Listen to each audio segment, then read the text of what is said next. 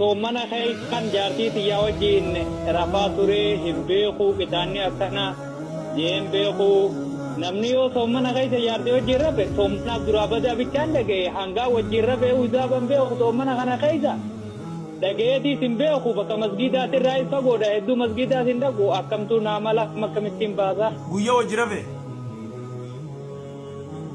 Guyyaa ganama guyyaa wajjin rafe jechuun. Soomana akka balleessu ni beeka? Soomana guyyaa tokkooti bade malee baatii sama soomananii kana dhageenye soomanuma tokko badaa qadaa baasanii se'an. Inni duuba wajjin rafee qadaa baase? Wajjin rafee qadaa guyyaa tokko baase. Wajjin rafee qadaa guyyaa tokko baase? Garii guyyaa tokko sin baafne garii guyyaa tokko sin baafne amata afurii soomanni naannee nu dhufee amata afran san keessattuu gaafaan baasuun numaan qabaa gaafaan hin baasne niin qabaa. Akbar mushkila ajaa'iba wallah yaa subhaan. Duraan dursee inni. Beektaa sheeka biyya teenyatti gaa yoo masgiida taatee namni kun masgiida dhiyaate malee diin kanan deega'u namni masgiida irraa fagoo jiru. Awwa diin irraa fagoo namni diin irraa fagoodha. Diin irraa fagoo namni salaata hin qabne namni ibaadaa rabbii hin qabne kun diin irraa fagoodha. Soomana badaa malee amma dhugaa rabbii anuu gaafaan biyya jiru. Guyyaa 60 soomananii lakkanaatti jecha kun ammoo eeguma sooshaal miidiyaa kanarraa karaa liifuma teessan eegee isin hordofne waa hedduu barannee beekta.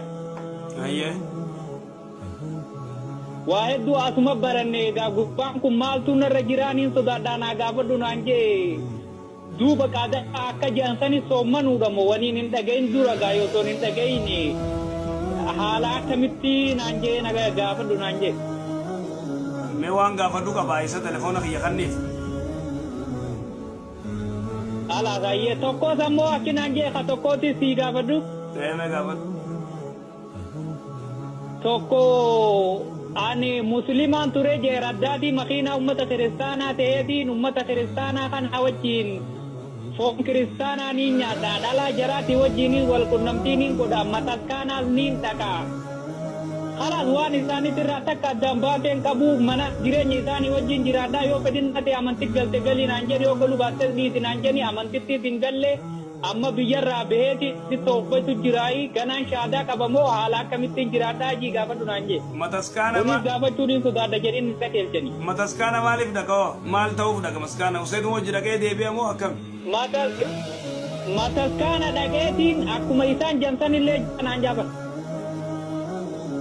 Aya isammoo niyyaa waan inni isa gaafadhu jira kanallee telefoona kiyya kannii fi dawwa akkanaa dawwalu godhi maaliif ennaani wayita mataskaana dhaquu fi kana cufa waan inni isa gaafachuu qabu jira. Digalee kunillee gartee mushkila biraati. Ni naati nu gaafadhu namaatu nu qoblaa boodarra gitee kana jenne naachiin kan hiwan yeroo dheertuudhaan isaan ijeetu yaalaa ture. Qobatti aanaa dubbisanii isaan lachuu qobatti aanaa dawwalan. Haala sayyettiin hima.